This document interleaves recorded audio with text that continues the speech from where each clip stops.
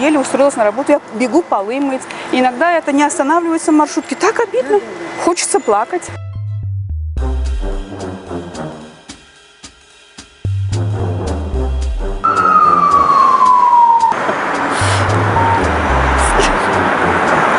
Вторая.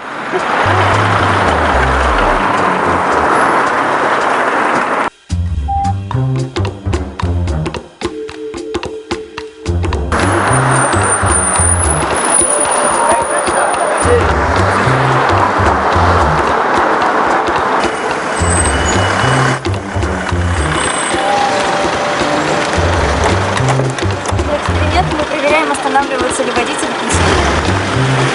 Вот, Жень, пойдемте, да? 88. Ну,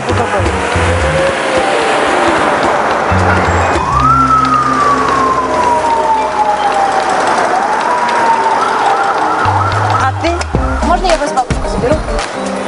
Простите, пожалуйста. Маршрутки останавливаются, там чисто. Что не так?